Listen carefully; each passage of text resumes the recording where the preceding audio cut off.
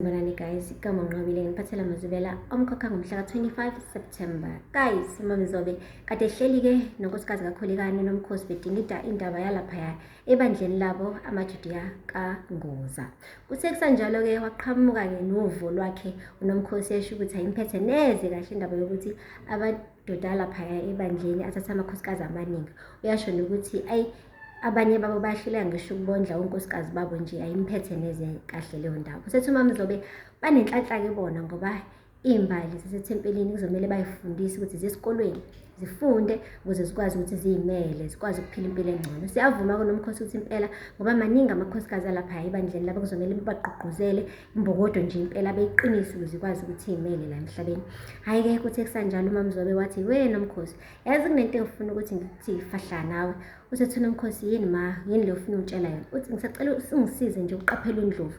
Usethi hayi bo, usenzeni-ke manje uNdlovu? Uthi uNdlovu kudala efuna ukuthi indodakazi yakhe ishade nomkhululi. Siyahleka kuNomkhosi, uyabona ukuthi uqonda ukuthini ngalokho. Usethi heyi, uSiphamandla waphunyuka ogibeni, angazi nanokuthi waphunyuka kanjani, kodwa-ke asazi noma sizosho okufanayo ngoKholikani. Usethi uNomkhosi, ma, khululeka, uNdlovu uyazi la kungamele kunyathelwe khona, akunyathelwa la kumina. Usethi hayi bo, ngiyacela ukuthi kodwa uqaphelisisise ngampela. Usethi-ke uNomkhosi, ungakhohlwa futhi wema ukuthi phela imina lo owaxosha uSibahle laphaya emagcekeni akoMthembu.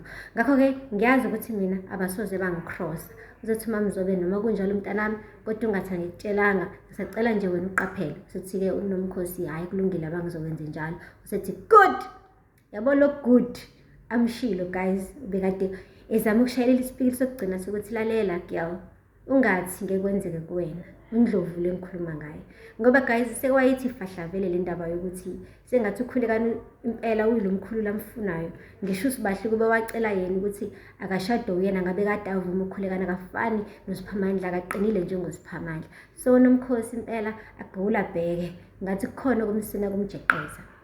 Sidluleke lapho guys, nangu-ke uNokubonga uvakashela uNobuntu. uNobuntu uyajabula kakhulu ukuthi hawu ekugcineni kuze kube khona umuntu ofikayo laphaya emagcekeni akogumede eyomvakashela ngoba phela bese lesizungu exoxa noGabisile kuphela. Usiyasho-ke uNokubonga ukuthi impela esikhathini sobunzima kuyadingeka ukuthi kube khona umuntu ozokhala kuyena uxoxe naye kunyuleke nezinto ezisesifubeni.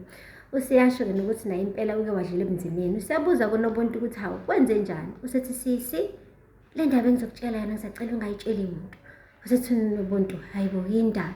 Usethi phela uyakhumbula ngesikhathi uMabusi efuna ukuzibulala, wathi nje uma kwenzeka ehamba emhlabeni ucela mina ngishade noSiphamandla. Usethi uNobuntu, ini? Wathi ngiyakutshela sisi, washo ukuthi isifiso sakho sokugcina lesi. Hawu, wathuka uNobuntu ukuthi hawu ubetshela ukuthi nje unodadewabo impela uyena bezocela ukuthi phela angene uSiphamandla, hhayi ukuthi kuze kube umuntu okude kangaka uNokubonga owangaphandle. Oh guys, uthe qeda ukusho lokho-ke uNokubonga wacela indlela, wathi cela nje ukumshiya-ke uNobuntu. uNobuntu kodwa ebusweni ubebhale nje ukujabha kodwa ukuthi hawu Nobuntu, hawu kodwa nkosi yami sengaze lahlwe nawe uMabusi pho onenhliziyo enhle kanje akhethe ukucela uNokubonga ukuthi angene umyeni wakhe agade ingane yakhe ekhona ephile adla anhlamvana. Guys, asaziyo ukuthi uzombuza uMabusi ngalokho ngoba phela vele naye wayebhizi noMenga ngalezi y'khathi, wayengabambeki ukugirl eqola abantu left right and center. Angazi ukuthi mengase kuthiwa uyamconfronta ngampela uMabusi kuyobe umconfrontele indaba eyaphi, wayezoshiya uMenga ehambe eyoshada noSiphamandla. Guys, siyacela ivuthiwe-ke le. Aphela lapho-ke guys amazwi bela namhlanje, ningakhohlwa ukusubscribe and like and comment. Until next time, bye.